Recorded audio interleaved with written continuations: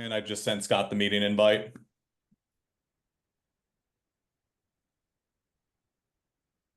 Who is hopefully joining us this week. Or he already confirmed that he'll join, so we'll have a new face for today, which will be exciting. And you hear me, right? Yes, you do. MacBook Air phone. By the way, this little Laravel mic that I got or whatever, this thing is killer. I love this thing so much. Yeah. Hey, are you doing all right today? Your energy seems That was infuriating. I'm fine. okay. Better now that this sorted out. That was just really irritating. It's fucking hate bad software. Sorry. It's not your fault. Didn't say it was. I can be sorry though that it sucks. Fastest talking man, more than 500 words per minute. The reason you were put into the Guinness Book, by the way, was because you sang the song, you got trouble, right, in the Music Man. Yeah, but trying out Bevo, trying out Q-Bass, trying out tailor-mades like cigarette beans. Give us a little bit of it. I'll give it a shot. We should be primed. I'll be back.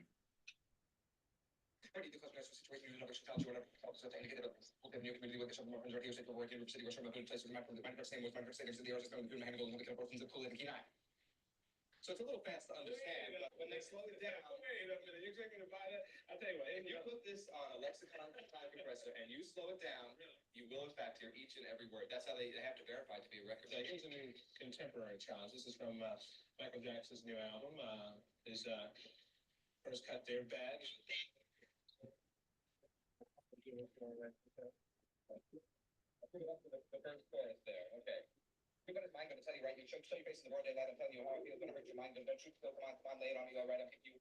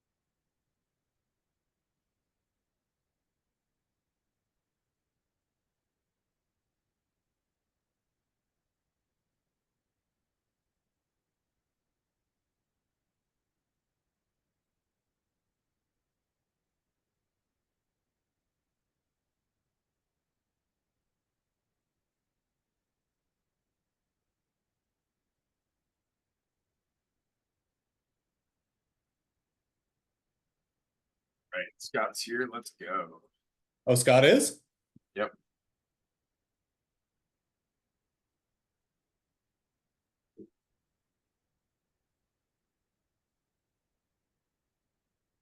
Oh, I didn't get a notification. That must be just for you. I'll give that a thumbs up.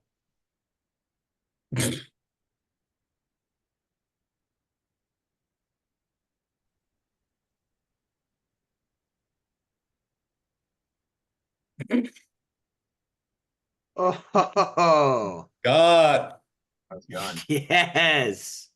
how you doing, buddy? What's up? What's up, boys? We're doing good. God, you were looking lean, Schuster. Thank you very much. I'm very, very happy. Lots of training with lots of training with the Spartan races. I just did my first 10K Yeah, last weekend, and I got my next 10K in like 2 weeks. So a lot. let's go. And Daily, that mustache is looking so fresh. I just want to get on that level. Yeah. I think I'm going to come back from vacay with just the stash. You think? This mustache? How you think, Aaron? Think Aaron feel good about that?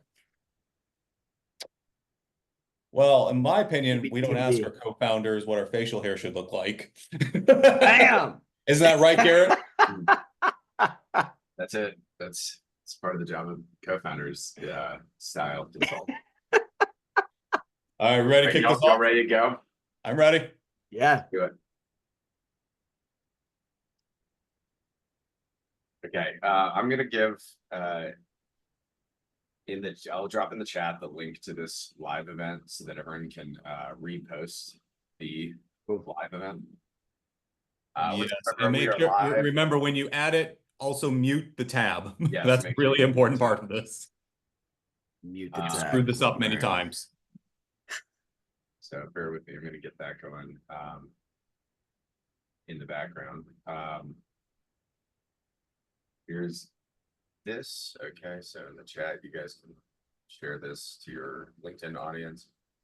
And you can also follow along the comments on there. So what's up, everyone? We are live with another episode of Office Hours with Lucid and Friends. Today we have a special guest, Scott. If you want to go ahead and introduce yourself to everybody. What's going on, y'all? I'm Scott Frazier, good friends with Schuster over here. Known him for a while. Daily, you and I have actually been following each other on socials even before you two guys had connected. So this is cool to be here. I'm the co-founder of an organization called FreedUp, which is we're a remote executive assistant agency where we place elite global talent with top executives here in the US. So been doing that for about 7 months. It's been great. That's awesome. Well, happy to have you join us here. Dude, I'm excited to be here. Yeah. As always, I'm Garrett Dailey, co-founder of Lucid with Brian here. It's hard to grow your business when you don't know how to talk about it. We help you talk about your business with clarity so you can close more deals. And today, on that note, we're going to be talking about storytelling and pitching. So we're coming off a pretty good win this week. Yesterday, one of my clients called us and told us they just closed $2 million with the deck that we helped them make. Out of they still got 2 more in their round they want to get, but they got their lead. So very good news. And yeah, I don't know, pretty pumped to talk about pitching. That's like my favorite thing to talk about. Oh yeah.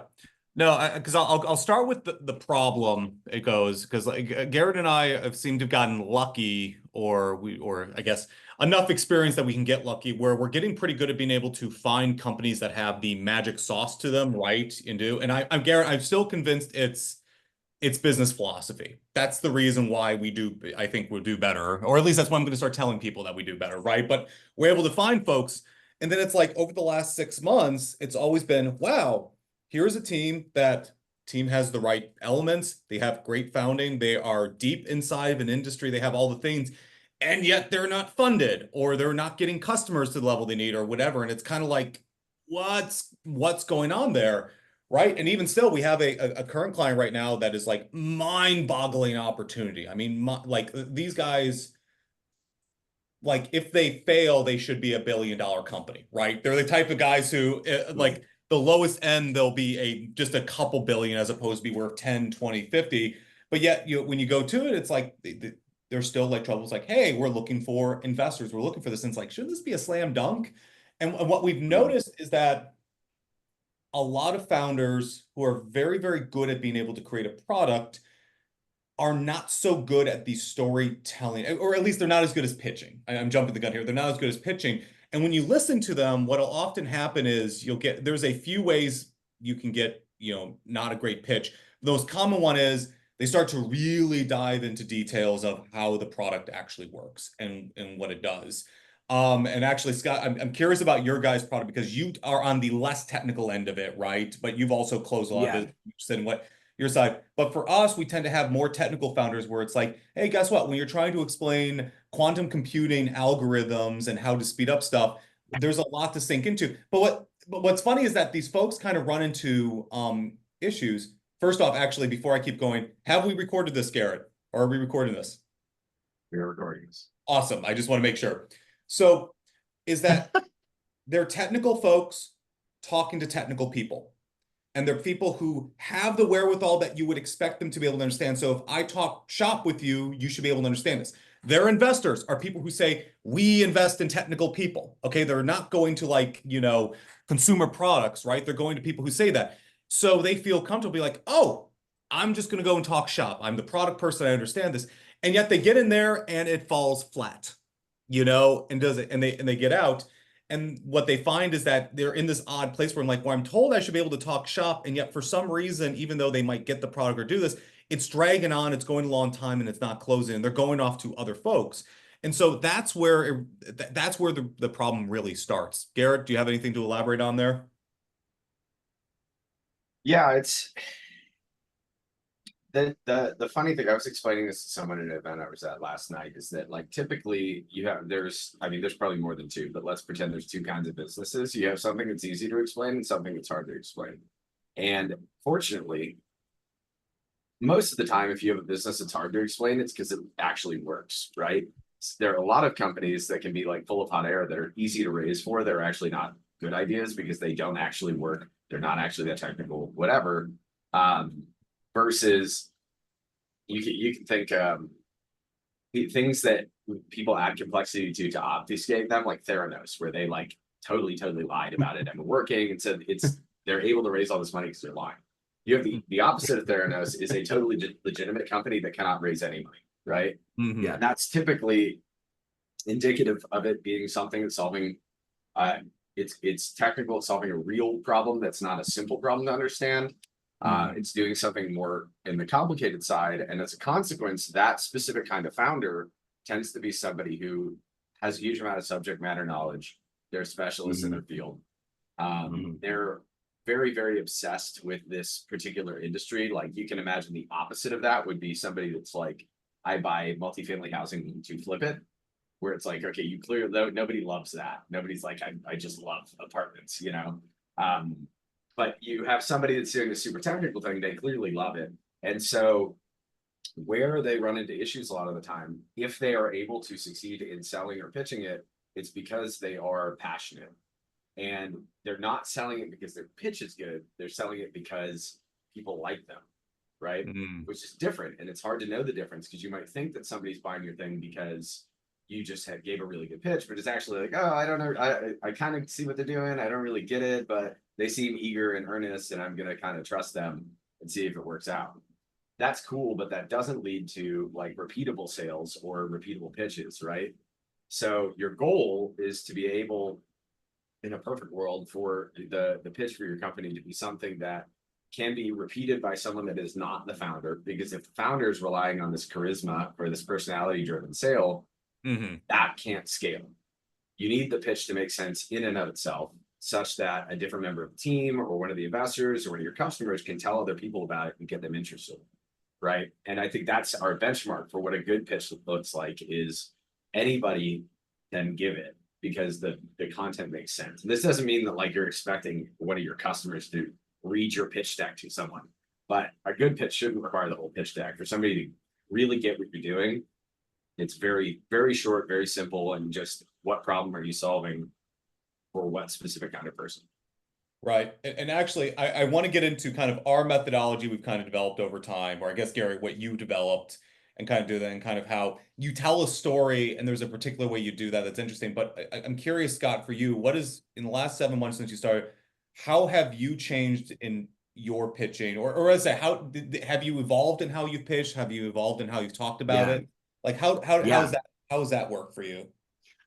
Well, Brian, I love what both, I love this space, I spent the first part of my career, words have been my passion, storytelling in general. That's why I love jumping into this. I actually just got off a call with a friend of mine who all he does is build pitch decks for VC companies. That's literally what he does, is like his his kind of brand is, storytelling for VCs, and so and then Brian, I mean, then previously you were dead on, Garrett, about the apartment. It's less sexy. I was a part of a group that raised hundreds of millions in the apartment space, multifamily space. It's not doing so hot right now. That world. But I think what's evolved is, for us personally at FreedUp, is just been, at the beginning, you're trying everything at the beginning. You're trying to see what sticks, right? You're like, and I think you guys, man, I could get so hyped about this conversation just in general, because I think what you guys are articulating is, if technically you're a 10, but the way you talk about it is a 2, then you're just a 2. Right? That is the reality of it, right? You can't be a 10 and think you're going to raise millions and not at least be a 7 as a communicator. I think you have to elevate, which is why I'm like, I would beat the drum of what you guys are doing with Lucid all day to every founder I know, because most guys that I know that are really technical or really talented on the business side, man, they just struggle telling the story. And so I think for us, it was 2 things I'd say that are distinctly different, has been just getting clear about how we talk about it. Because, first we were saying we were a delegation systems agency, because we were like, that's what we thought was the real appeal for people, is that you don't really know how to delegate. You don't have a system for it. Mm-hmm. But then that wasn't the part that we, over time, right? You just start seeing, and I think what happens too is founders, and they get away from their customer, right? They can be so focused on the technical side. They don't even know what the people actually want, are looking for, right? They're solving a problem that no one has. Or they're like, look at this great product, look over here. And you're going, yeah, but what is it? What is it solving for me? And then when we started working with more people, it was like, hey, I just don't want to do the hassle of recruiting. I don't know if I can find the right person. I don't know how to hire global talent. I don't know I want an EA, but it's just easier for me to do it because it is a lot of work on the front end. So we started like working with the copy of going, hey, an EA should make your life easier, not harder. Just these like subtle lines. We start switching, and guys going, yeah, that's exactly what I want. I want someone to build all my systems, but I want someone to do all the full lifecycle recruiting for me. And I want you to build my systems, and I want you to train and onboard that person. So we were looking at going, the pain points are actually finding really great talent overseas and knowing, then how do I bring them on my team? And how do we bridge the, cultural barriers or whatever? And so we started solving those problems. So we started talking about it differently, specifically more consultatively based on the pain point of the customer themselves. And so I think if I can boil it down to like the 2 big things that have changed, is just, we have gotten better at talking about it. I just think some people are like, how do I get better? I'm like, you need coaching, Lucid, hey, plug, boom. And then also you just need reps. You're like, you just need to go do it over and over and over again. And it starts to sound better over time. You start going, oh, that line worked. This one didn't. This one fell flat. Why'd that fall flat? And then we just started talking about the real problems and the real pains of our people, And so I think those 2 big things have changed the most. Yeah. And I think the point I think that you talked about that's really well there is, you talk about customer pain points and people talk about that, but they never talk about how to make it useful, right? And do that. I think a lot of founders who build great products, who understand it really well, always start from a very me perspective on what to do this, right? Even if you're building something great, right? It's, here is the best product that I can build into it. I do this, it goes and does this and this and this and this, right? It's almost like a very me sort of perspective. The challenge is first getting out of your head and going back in. That's why pain points are a nice way to start to get you in the head of who you're actually talking to.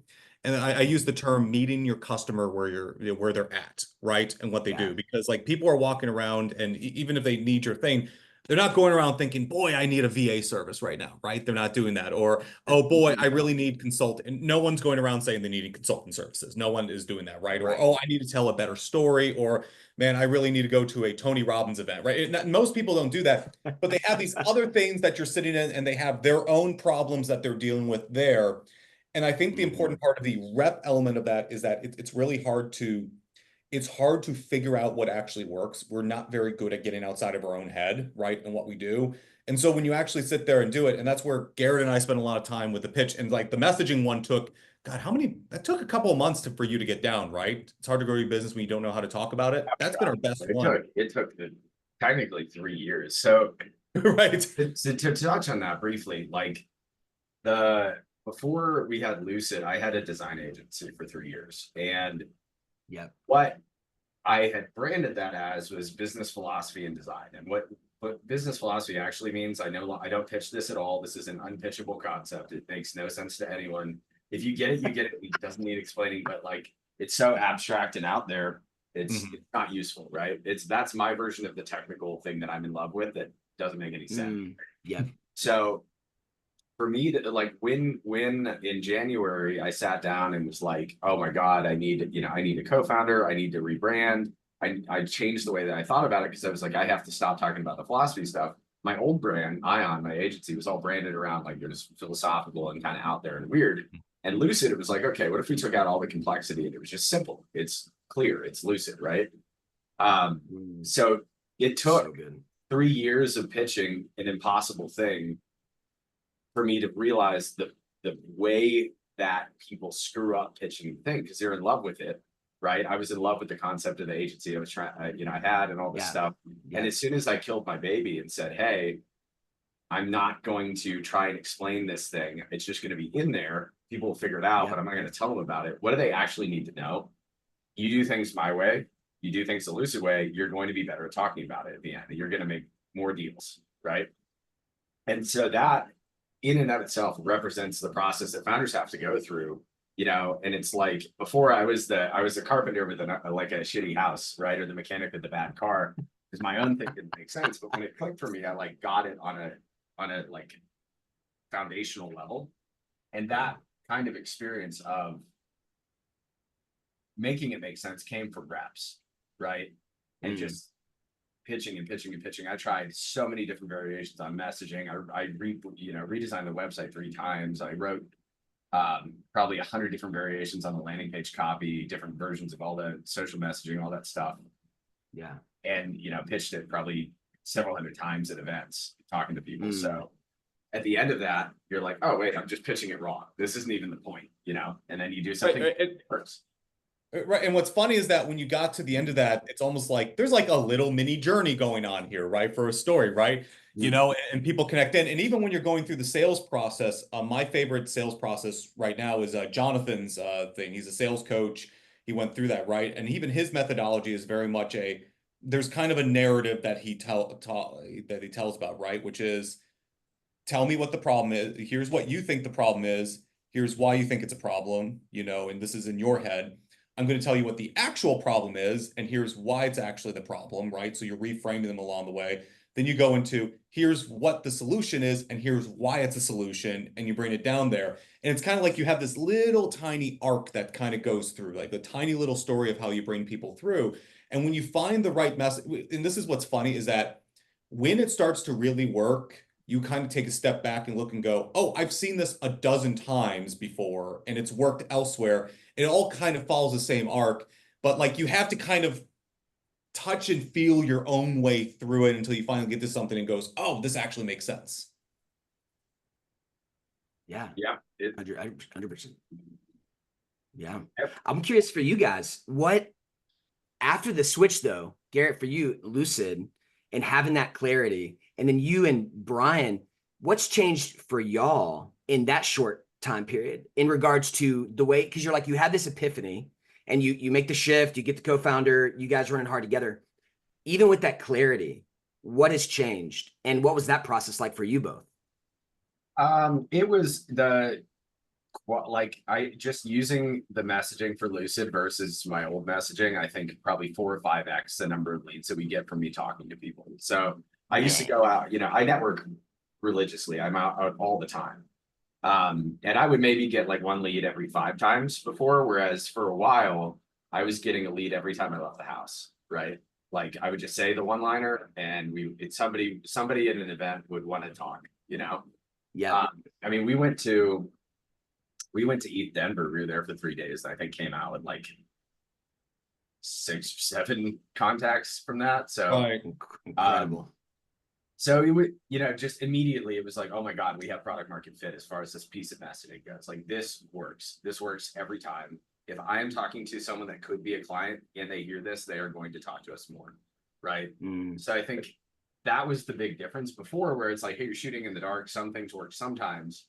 But that, what I like to call that is going 1 to 2, right? So a lot of founders are trying to go 0 to 1, and that has a specific meaning with Peter Thiel in the sense of like, get something that works. With messaging though, you want something that works at least twice. There's an Ooh. old Zen story which says, if a thing happens one time, it is a miracle and it will never happen again. If it happens twice, it will happen 3 times. And so with that kind of in mind, you need messaging that works twice. You need to be able to say the same thing twice, because if it works twice, it'll work 3 times. You now know that there's something there, right? Once, though, it could be a total fluke. They could buy for a reason unrelated to your messaging. They could like you. They could just be in a good mood today. Whatever. But if it works, the same messaging works multiple times, you have something that works. And when you have something that works, you use it until it stops working. Yeah. No matter what. Run it into the ground. Yeah.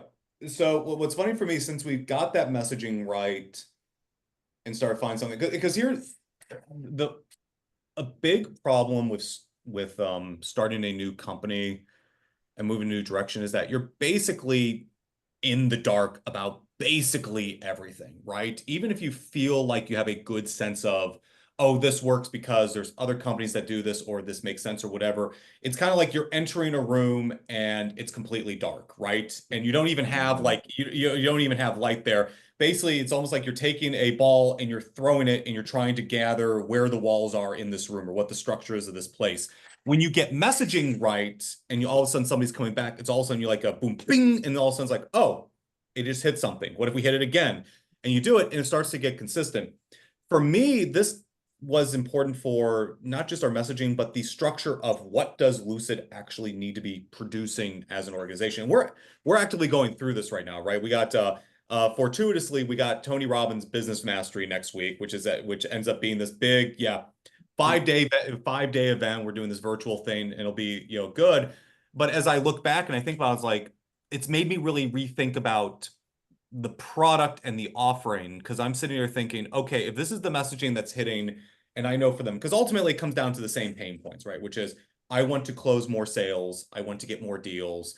Really, the messaging, I haven't worked this out with Garrett, but I feel the right killer messaging is, get your first sale that's outside of your network or outside of your first thing, right? Or it's like, because ultimately when people talk about my messaging's not hitting or whatever, it's usually with founders who like, hey, guess what? If I go to a friend or somebody that I've known before, I have enough trust in that relationship that I can spend the time with them for him to make sense. I think everyone's had that feeling before, that it's like, oh, if I go to Garrett and I have a batshit crazy idea, if I spend 10 hours with him talking about it, after 10 hours, Garrett will go, okay, I think I can see this working, right? You kind of bring them into your world. Truth is, though, if I'm talking to Joe Schmo down the street who doesn't know me at all, and I only got 30 seconds to talk to them and give them something that brings them into my world, they're much less likely to give me the time of day, right? And then there's different strategies and how you get those folks into your world.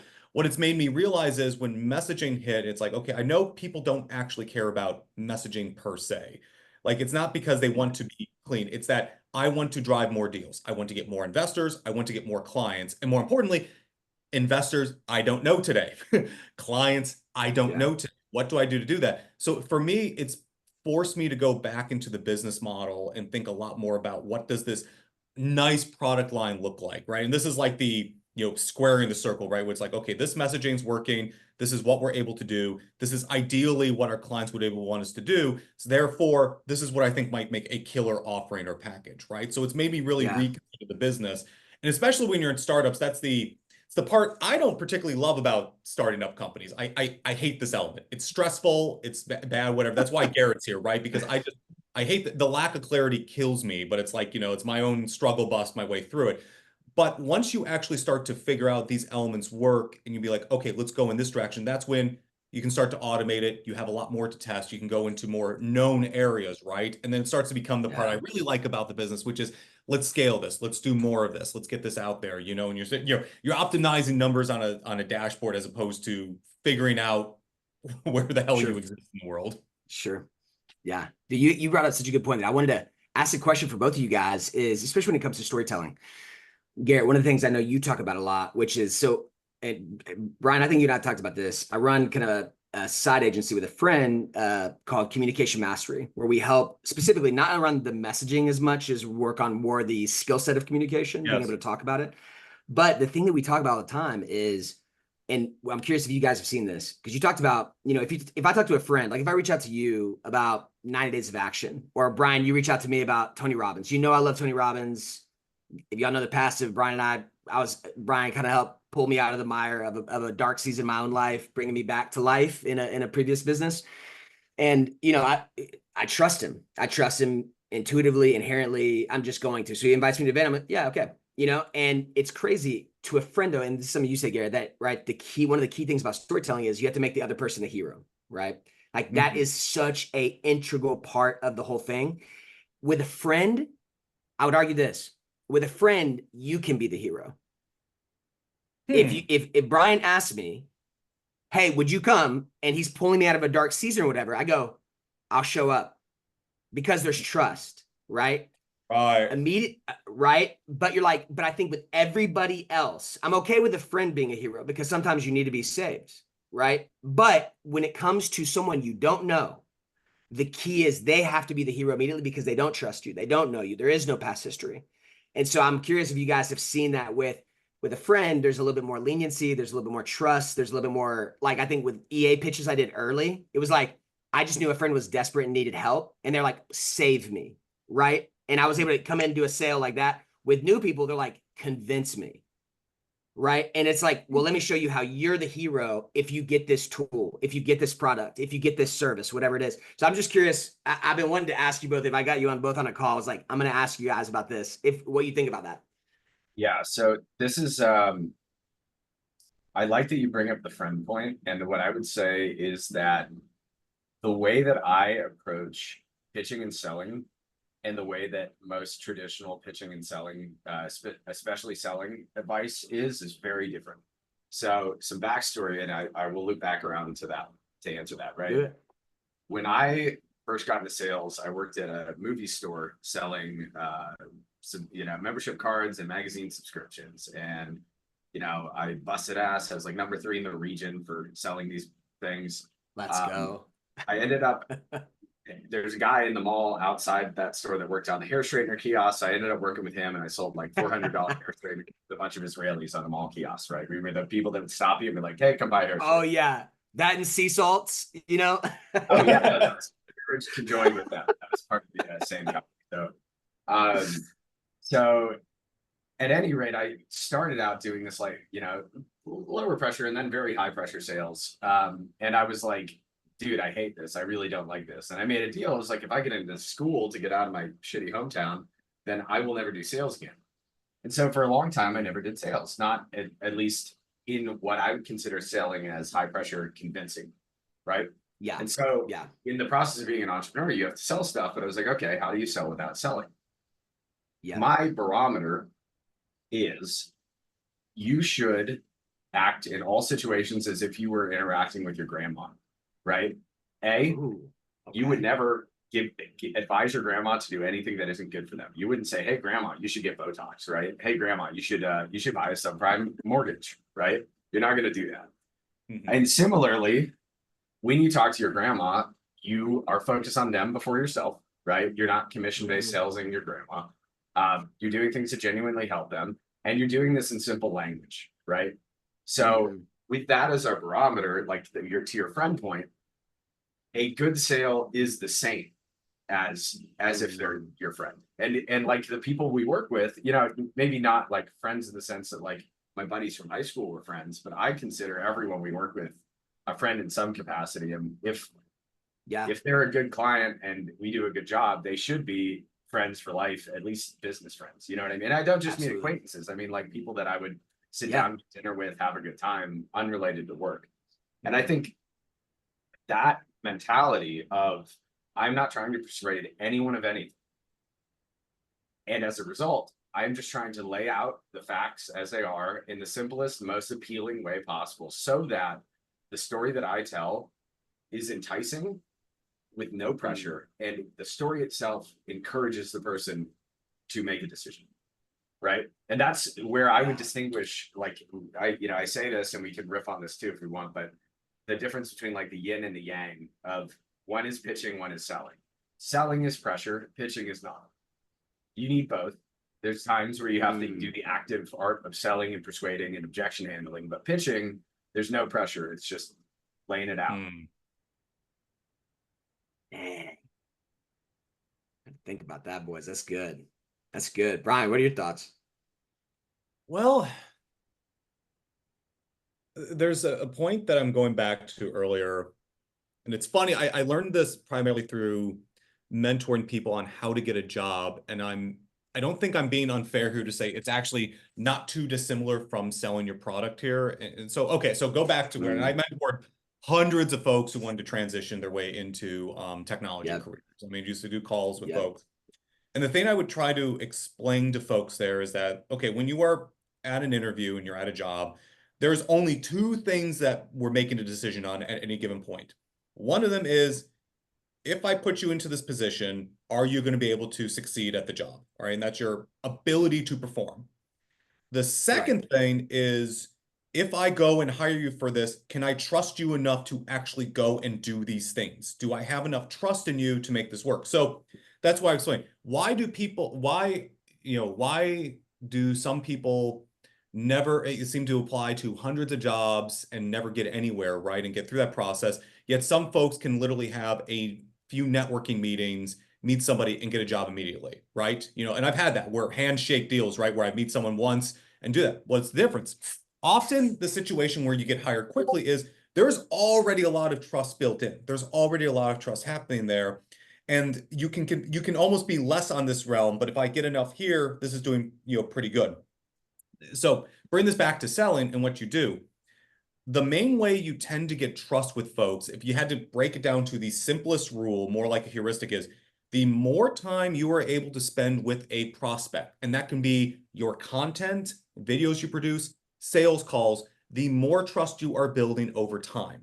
It does not mean you're always going to get the sale, but here's the thing. If I spend 30 seconds with somebody, and by that I mean they go to my website or whatever, the chance of them of buying from me immediately is quite small. And they'll, law of large numbers says, like, if you have a click funnel, for example, right? Somebody sees your ad and like 2% go through there, then they see your website and you get a 5% conversion from that point, right? Of that 1 minute, somebody either needed your stuff enough or trusted you enough to actually do that, but the vast majority of people don't. However, take that same group of people and say, I have an hour with you, right, to convince you. I'm going to have a much higher chance of getting you to buy. And that's exactly how like high pressure sales for like what are they called? Timeshares work, right? What was that? Right? What? Okay. Well, if you ever do this in Vegas, right? Don't do this, but like if you ever have the misfortune of doing this, you say, "Oh, come get a free ticket for this show." What they will do is they're actually hard pitching you on a timeshare. They will pick you up. They will drop you off strip.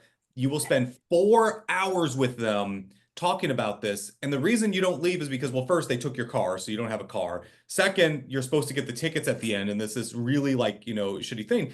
But you go through that process. But the reason they do that is if they spend more time with you on the broad average, I'm going to be able to get more trust with you. I'm able to push the right buttons and get more time with you to do this. Now, that's a really, really bad way to sell. That's a terrible way to sell, and it's really bad, and that's awful people, right? However, if you're able to do something like in FreedUp, for example, right? If you're able to go and do this where it's like, hey, somebody comes to a site and now they're on your website reading articles, they're seeing videos, they produce a piece of content that is, hey, if you're using a VA right now, here's how you can make them more effective, right? You do a video on SOP or whatever. All of a sudden, I'm spending more time with you. You're starting to enter. What's happening there over time is that for people, trust is rising. And at the same time, you're showing capability to get to the top. And now it starts to be in both, in both places. Tying this back to the really, really big point, storytelling is a way to get more time with people. Flat out, full stop. Think about it. If you ever go and talk to somebody, and again, like the worst person to pitch would probably be my dad here, whatever. He is like the most non-BS type person. It's not that he's mean. He's just literally like, okay, I've heard everything. Just tell me what your product is, right? That is the worst sales environment to be in because you're going to tell technically what you're going to do. You're going to say, here's what I can offer. And it's going to be a yes or no. However, somebody be like, oh, why don't we go out to dinner? Why don't we go to coffee or lunch or whatever? Guess what happens? Trust goes up, and they get to learn a little bit more about your product and what you do. Founders especially technical founders, accidentally put themselves into the worst sales position. They just give the technical stuff and just hope they thread the needle that they are the only one. And unless you're selling like the most unique AI in the world, or you're selling the first electric car or the first, the micro nuclear reactor, where it's truly the product is the killer, you're going to have to get more time. But if you tell a story, that brings people in, that gets more Well, time. and even think about those examples, right? Like, if you said, hey, the world's first micro nuclear reactor or electric car, like people have a predisposition where they probably understand what those things are enough to get it, right? If you were like, hey, here's the world's first like photon smashing machine, there's no reference point, they don't understand what it is. You cannot sell that on the merits of the tech because people don't know precedent. You said, hey, we made a smaller nuclear reactor, we made a better electric car. Those things have precedence. So you can say it's the same thing. The example I give with clients is like, no one needs messaging help with a laundromat. Everyone knows what a laundromat does, right? That's true. There's nothing, there's no innovation in the laundromat business model unless you like put in high efficiency washing machines or something, right?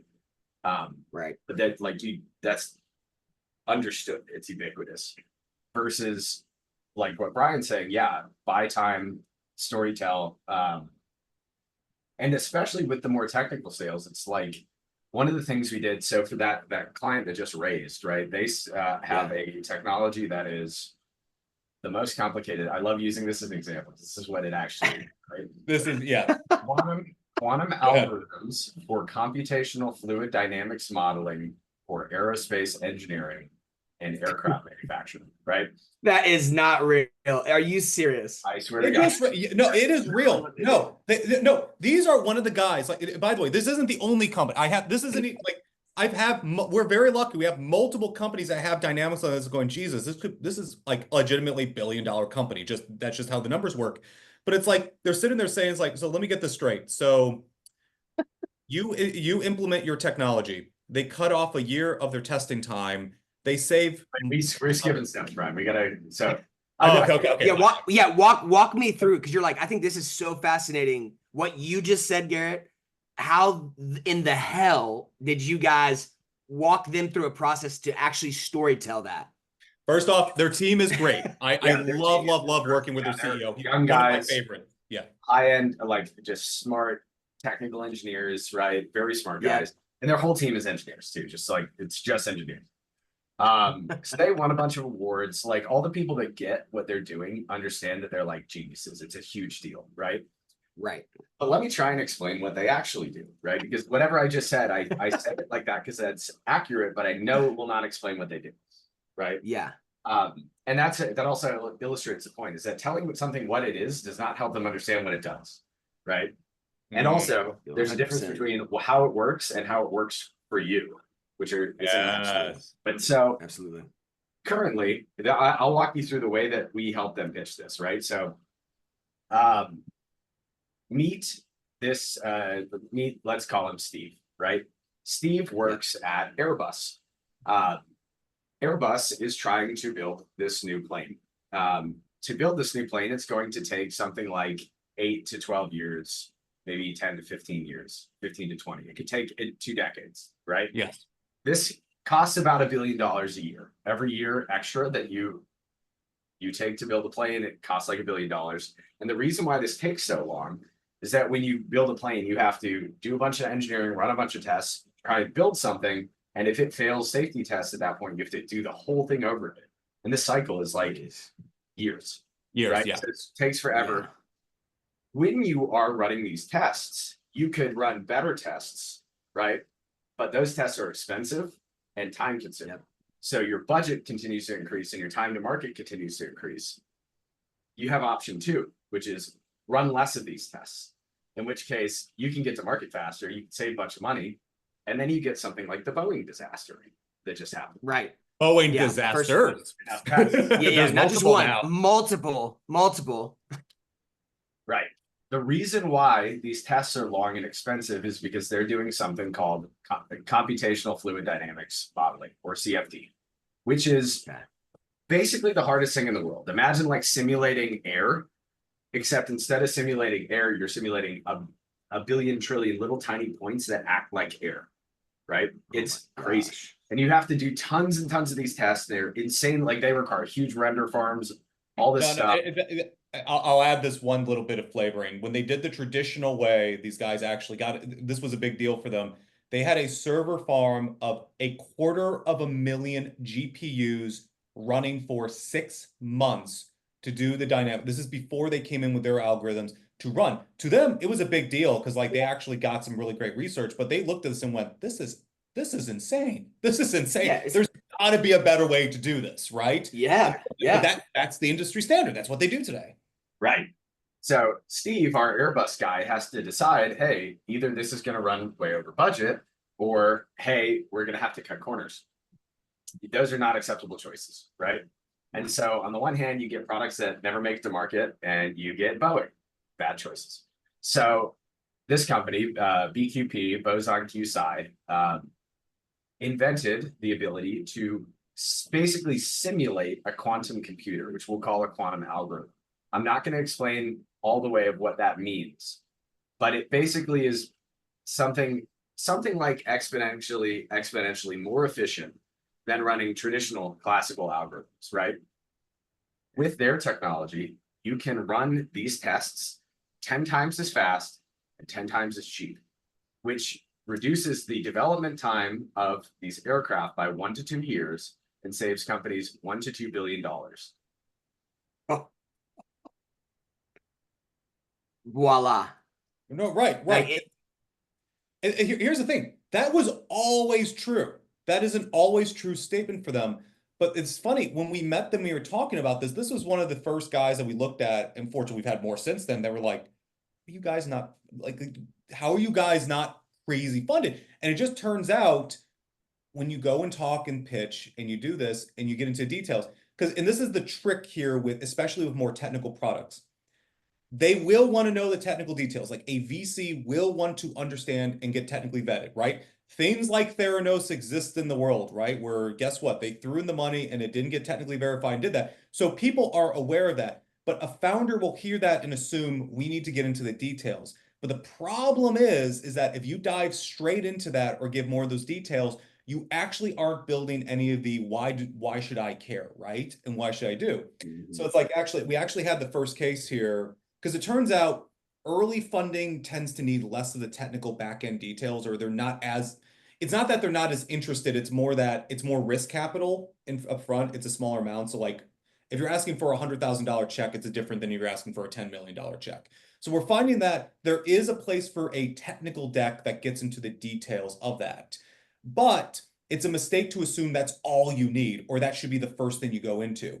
What you're really trying to do, and this goes back into like the philosophy from Sell Like Crazy, which I love the way to describe it, right? Which is that you break up your engagements into different steps, right? If we talk about a traditional click funnel, let's say, wait, I got an ad, then I got a video, then I got a newsletter, then I got have a meeting with me, and then I get to the sale. The goal of the ad is to get the click. It is not to get the sale. It is not to convince you they're the coolest company. It's to get the click. That's the goal. When you come to my video, the goal of the video is not to sell you on the product. It is to get you to sign up for the newsletter or go into the video. On the purpose of the call, depending if you have a 1-step, 2-step sales process, the purpose of that introductory call is, maybe it is to get a commitment at this point, or maybe it is have the rest of your team go on, right? You kind of tranche it down to different steps. The goal of the first pitch meeting, right, when you actually go into it, right, and you do that, when you tell the story, is not to convince them of all the technical details. It is to get them so interested in you that they decide, I'm really excited, but I need to know this is real. So talk to me about the details. That's the time you can open up the brain and go into, well, here's how everything works. Here's the details. Here's my head of engineering. He will tell you everything you want. You have financial models you want to know? We can go and help you run the financial models. We'll get you that. There is a place for that. It is not at the pitch. Your goal with the pitch is to get them to go and say, oh yeah, this is really cool, but I have more questions, but let's continue the discussion. Yeah, and I would say that's like leave the deep questions and stuff, like really, really getting into the weeds for due diligence. Leave the question. Don't let people if you're pitching, don't let them ask questions until you're done pitching. Like this is more sales than it is pitching, but in the psychology of this stuff, you have to maintain this control over the way the pitch is delivered. So one of the things that I encourage our clients to do is I really, really, really, if you can avoid ever doing it, don't like it when you send a deck before you have spoken to people. Because if you know anything about the way the VCs read decks, it's like 30 seconds and they're looking at like the team slide and the market size slide and probably that's it. Yeah. Right. they're skimming it. It's not getting paid attention to. People have done measurements. You can track this with certain file sending things, and it's like crazy how little time they pay attention. So Yeah. part of the reason we like our deck style, which is something that I've come up with and we've refined over the years, is different from like the traditional 10 slide Sequoia deck. It's actually a little bit longer. The reason for this is that with our deck, you are telling a story. We call it the narrative deck, and it forces people like that. What I just told you, everything there is the first third of the deck, which is like your why section. Why should I give a shit? Why is this a real problem? Why does this matter? And the beauty of this is something else that I think that's unique in the way that we pitch is the first third of the deck does not talk about the company at all, right? What you want to do is come in with a series of basically premises about the world. I'm making a statement about the way that the world is, and you're either going to accept that or not accept that. And you should make these so they're obvious, right? Hey, did you know that it's, like aircraft manufacturing is really expensive, and people are being forced to choose between cutting corners and blowing up planes, or costing billions of dollars, never making it to market. They're like, okay, yeah, that makes sense. And when you lead with this, you're not saying, hey, buy my company. You're going and saying, yes, yes, yes, yes, yes, agree, agree, accept the premise, accept the premise. By the time you introduce the company, they should have already intuited that you're solving the problem that you laid out for them, right? Right. And you can see that someone like Steve Jobs does this when he pitches the iPhone. I mention this all the time because I think this is the greatest pitching technique of all. The first time he announces the iPhone, for the first 30 seconds, he says, it's a phone, it's an iPod, it's a revolutionary internet communications device. And he says that over and over again for 30 seconds, right? He hasn't told you what it is yet. He just says it's these things. But by the end of this, your brain has already decided, oh my God, it's all three of these things put together, right? When you have the audience preemptively guessing the correct answer, you are in control of the pitch. Your pitch is leading them where you want them to go, right? If I can get you to predict the next words out of my mouth, you're like, oh my God, I'm a genius. And that means you're understanding and tracking, right? Yeah. You're totally in sync. And so that's the way I like it to work. And this is why I like to have the founder not give them a deck beforehand. So you should be in control of the way they're receiving the information. The more control you have over how the story is presented, whether that's you pitching it, whether that's the pictures on the slides, whatever, the order, the content, the more you can control the way that they're going to process the information, which leads them to the conclusion you want them to have, right? And that's the beauty of pitching. Sales is different. Sales is very responsive. Like, oh, hey, well, how would that affect your family if you were to make an investment like that? Right. Ooh, are there any other decision makers that need to be involved in this thing? Yeah. It's different, but pitching, you have the ability to just say, it's this. Do you like it? And if you put it out there, right, it's the same thing as like a beautiful sports car, right? If you don't have to explain to someone why they should buy a Ferrari, they've decided they want a Ferrari before they came to the dealership, right? It's true. Mm-hmm. Man, it's good, guys. Pitch. Now, what's interesting, actually, one little tidbit I'll give here is like, Garrett, I'd like you to explain for Lucid's pitch decks, and this is mostly for investors, right? I mean, there's the pitch deck we do investors.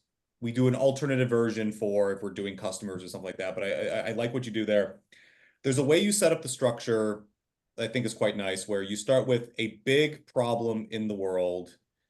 You kind of frame that problem, good ending, bad, good case scenario, bad case scenario. Then you have this thing called the pivot, right? That you kind of put right in the middle of it. And that's exactly the point that you switch over. Can you explain that process a little bit? Yeah, so the pivot, so basically coming into the deck, you want to make a big crazy claim about reality, right? If you said like Airbnb, you're like, people, the world is changing.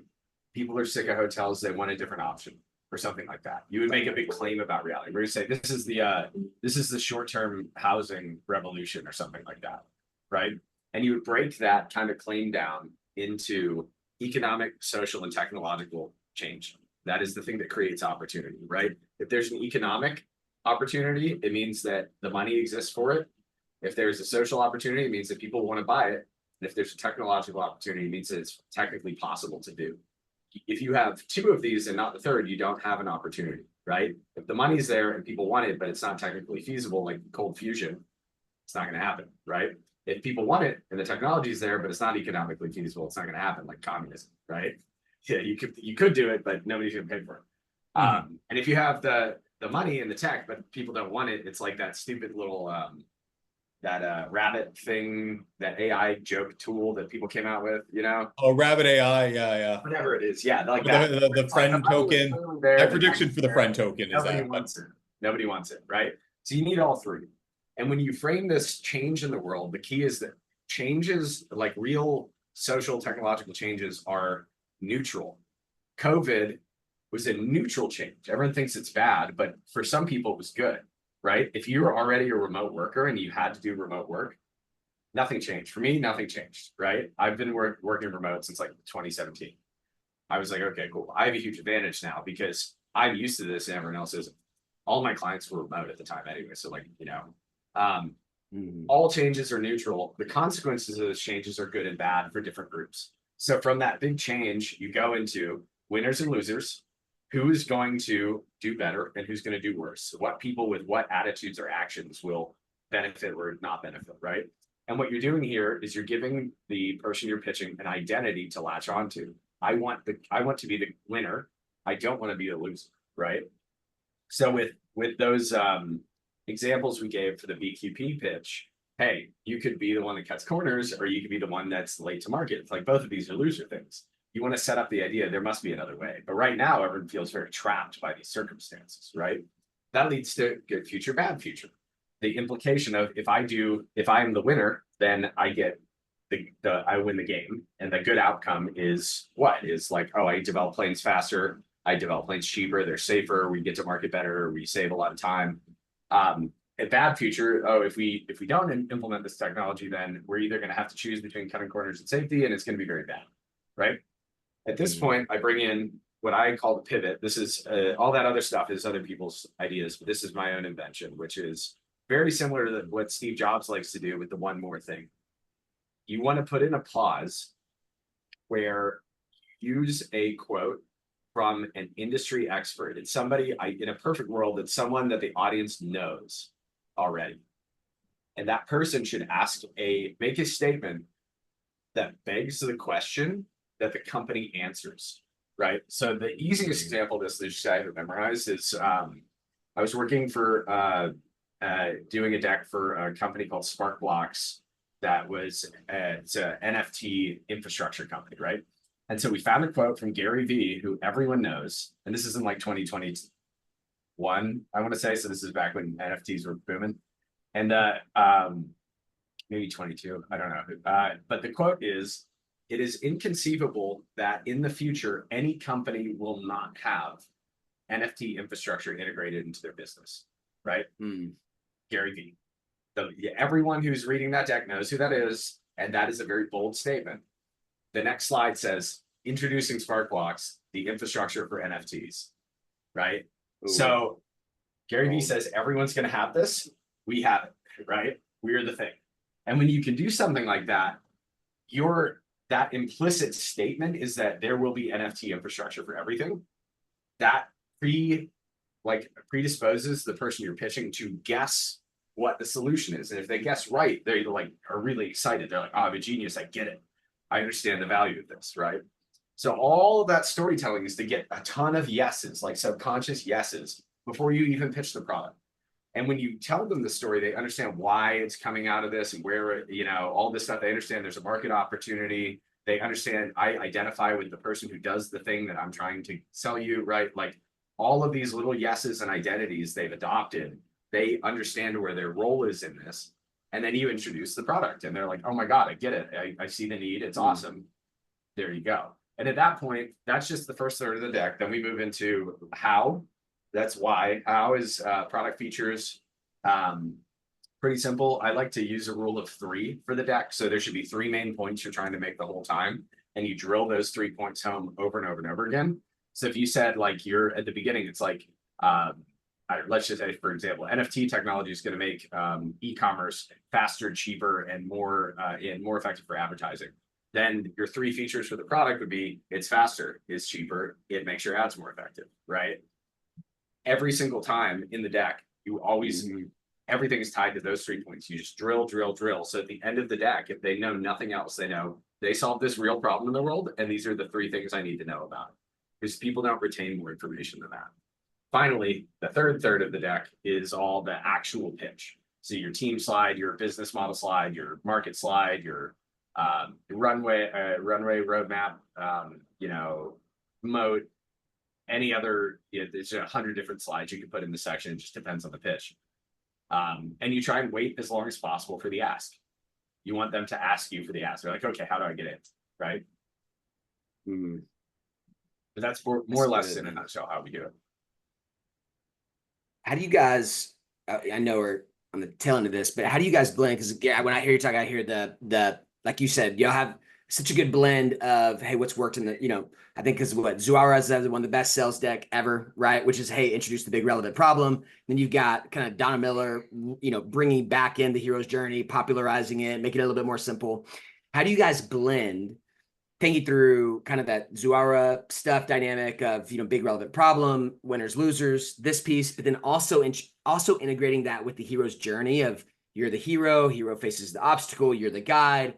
How are y'all blending and thinking through, and then also adding in your own unique spin with the pivot, that dynamic? How do you, I see all those things clashing, but how does a company that's maybe new to you guys and you're explaining just storytelling as a whole, how does it integrate? And as y'all two think about it? The trick is they're all the same thing, right?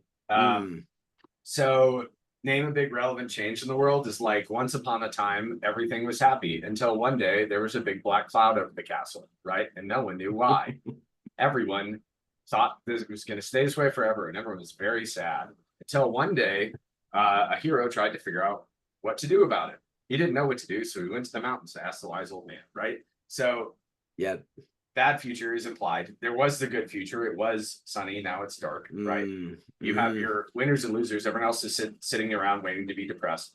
Your hero is going to go do something about it, but they don't know what to do. So they're going to go to the guide, which is ultimately the product or the service is the guide, right? You, the pitcher, are the guide. Because you're teaching them, this is the history of the world as it stands, and this is what the future is going to look like. I'm informing you so you can be a winner in this scenario, right? So it's all the same thing. And this Donald Miller has a very simple version of this. I have a version that I did before I read Donald Miller's stuff. I love his stuff, by the way. We're huge fans of his. He's probably the undisputed GOAT of like simple talking. For sure. Right. And there's another element to this on who's the audience. So like pitching a customer is one thing, right? Where you can take a very more direct approach to here's you, here's how you are dealing with, right? Where Donald Miller kind of goes through. Investors are a little bit different because it's like this third party basically, right, to do this, where it's like, well, there's me who's going to be serving these folks. There's you, the investor, who can be investing all these things. And really at the end of the day, investors have basically nothing to do with the company. They give money, and occasionally a company, a VC will be an advisor to an organization or have the capability, but usually they're just money people and they just want to get their money back. What's up, Garrett? It depends on the investor, but yeah, a lot of times they don't do anything. Yeah, they don't do. This is from experience. They usually don't do anything. But like to do it for them, it's really one, do they believe the story you're telling, right? Again, do I have trust in do I have trust that you can do this? Do you actually have the capabilities to do this, right? Not the same thing. There's two separate things. But then for them, the really killer at the end, when you go into the investor is, hey, what's the market size? What's the potential of opportunity here? What do we think we can reasonably capture and in what time frame? Because for them, they have their own ideas on when do I want to make this money back? How much do I want to put in? And all these ideas. So for them, it's kind of like you tell the big story and then you veer off into this other corner where it's like, here's all the money we're going to make off this. And this is a really good thing. And our team is capable of this. Versus if I'm selling directly to someone, I'm convincing them that why this is going to be better for them, right? Which gets much more into hero's journey. And I would say in a sales, that's the big difference between a sales deck and a pitch deck, at least in the way that we do it, is both of them, the first 2/3 are pretty much the same. The why and the how. Okay. But in a sales deck, the what is simple and handled by the salesperson.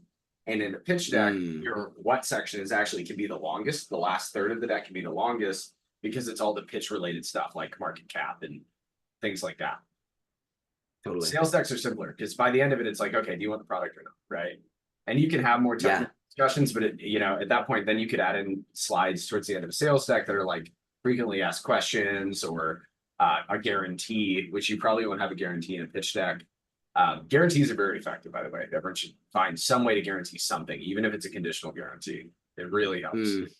But yeah, anyway, we're about to run out of time. So if we want to all closing thoughts from everyone. Actually, Scott, I'd love you to talk a little bit more about your thread. So thank you for coming on. I really enjoyed this. We will have you. Yeah. But yeah, Guys, yeah, it's please. so good. No, it's just good to be here. And I think, I mean, maybe even pitching Lucid, I'm like seeing over and over again, people don't think about the audience. It really wounds founders. I'm like, when we teach, a lot of our stuff is getting with guys, helping they're already there. They already have it. We're working on this, the tooling of actually get up into delivery. Right. And I ask them every time, how much time have you spent studying your audience? And it is so minimal. I mean, if people would just do a little bit, you're going, this is why people need groups like Lucid, because you're going to think about the audience for them on behalf of going, who are you talking to? Are you talking to the customer or are you talking to a VC? Two very different audiences, two very different needs. How you build this out is going to be different. And then also just the languaging, structuring, copywriting, all that kind of wordsmithing it together. And so when I think about, and integrating that with EAs, I think this is where, serving founders, I think is really helpful the pain point is there's not enough time, right? At the end of the day, you got to buy back your time. And so how does the founder do it? Hey, get a great executive assistant to come alongside of you, right? To do the research on behalf of you, distill it down for you. I say, hey, here's models, here's people that have done it, here's some good samples. Even when we did it, if I said, hey, go research the top consulting firms that, like Lucid, right? And then, hey, here are the top ones, here's who I would recommend. And so, I think if any founder wants to jump in and get support on the EA side, which is really just buy back your time, be able to step into your level of genius, right? Zone of genius, if you know that languaging, right? If you want more of that, that's what we help with, and a lot of guys just go, hey, I don't know how to do it. I don't have enough time. Well, we know how to do it. And we have the time and we perfected it just like y'all perfected storytelling and pitch deck creation and the things you're doing. And so if people want that, I'm more than happy. But at the end of the day, I just love being here. I love this stuff. Love what you guys are building and think more people need to know. I watched other guys do this and you're going, man, more people need to know what you guys are doing. So excited to continue to watch your growth and humbled to be here with you guys. Oh yeah. Thanks for coming out, Scott. It's great having you. Yeah. Thank you so much, Scott. All right, y'all. Well, thank you everyone for watching to yet another Office Hours with Lucid and Friends. We will be back in 2 weeks. We're not here next week because we're doing Tony time, and we'll probably talk about that the week after. So yeah. Probably. Life will never be the same. All that good stuff. All right. Later, boys. Take it easy, guys. Bye.